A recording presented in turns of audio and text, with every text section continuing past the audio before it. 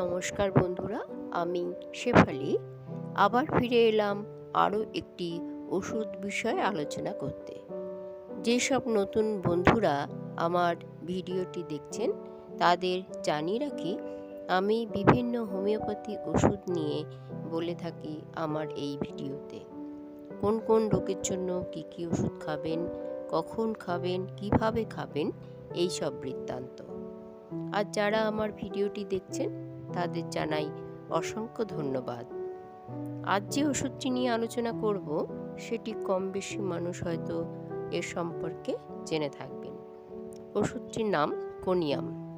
এটি 30 বা 200 নিতে পারেন। তবে যাওয়া যাক কী কী রোগের জন্য আপনারা এই ওষুধটি খেতে পারবেন এবং কখন খাবেন। প্রথমত, এটি একটি টিউমারের খুব ভালো ওষুধ। এই ওষুধটি বেশ কয়েক মাস খেলে বেড়ে যাওয়া টিউমার ক্রমশ ছোট হয়ে গিয়ে মিলিয়ে যায়, যেটা শরীরের যে কোনো জায়গায় হোক না কেন। এটি আপনারা 200 পাওয়ারের নেবেন। দিনে 3 বার 5 ফোঁটা করে এটা খেতে হবে।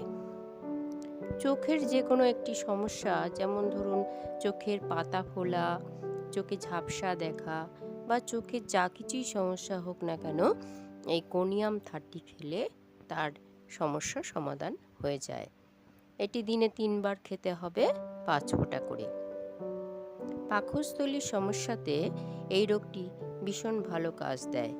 যেমন হজমের সমস্যা হলে বা বুক জ্বালা, টক ঢেকুর, শুলে পড়ে বাড়ে এবং পেটের সমস্যা, পেটের ব্যথা, যে কোনো খাবারের পর তার আধ ঘন্টার পর থেকে বুকে ব্যথা বা টক ঢেকুর হতে থাকে। এই সব সমস্যা হলে আপনি কোনিয়াম 30 খেতে পারেন দিনে 3 বার 5 ফোঁটা করে। আবার ধরুন কোনো রোগীর হাত পা ভারী হয়ে যাচ্ছে বা ক্লান্তি, অবশ, হাত দুটো ক্রমশ নাড়াতেই থাকে, এরকমভাবে যদি কোনো সমস্যা হয়ে থাকে, যেমন ধরুন পেটের পেশি দুর্বলতা, এমন অবস্থা হলে এই ওষুধটি খাওয়া যাবে 3 বার 5 ফোঁটা করে। আবার কারো প্রতিদিন শুকনো কাশি, ঘন ঘন কাশি, বিশেষ করে সন্ধ্যা বা রাত্রে বাড়ে, কথা বলতে গেলে কাশি, হাসতে গেলে কাশি, এরকম যদি হয়ে থাকে বা অনেকক্ষণ কাশার পর কফ উঠছে সামান্য পরিমাণে, শ্বাসযন্ত্রে কষ্ট হচ্ছে, বুকে ব্যথা হচ্ছে, এই সব হলে তখন এই ওষুধটি খাওয়াতে পারবেন দিনে 3 ফোঁটা 4 ফোঁটা করে 3 বার 200 পাহাড়ের খাওয়াতে হবে। আরেকটি সমস্যা আছে, যাতে ধরুন মলত্যাগ করার সময় বারবার মলত্যাগ পায় অথচ অল্প পরিমাণে হয়।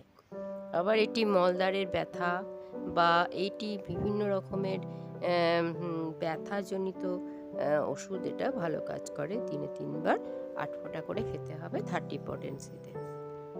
তাহলে কয়েকদিনের মধ্যেই সে সুস্থ হয়ে যাবে।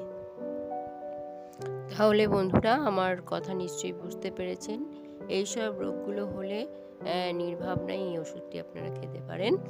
তবে বন্ধুরা, এই ছিল আজকের আমার আলোচনার বিষয়। যদি কারো কোনো সমস্যা থেকে থাকে আমায় কমেন্ট বক্সে অবশ্যই জানাবেন, আমি তার যথার্থ উত্তর দেব। তাহলে আজকে এই পর্যন্ত থাক। আবার অন্যদিন অন্য কোনো ভিডিও নিয়ে হাজির হব। ততক্ষণে সুস্থ থাকুন, ভালো থাকুন। নমস্কার।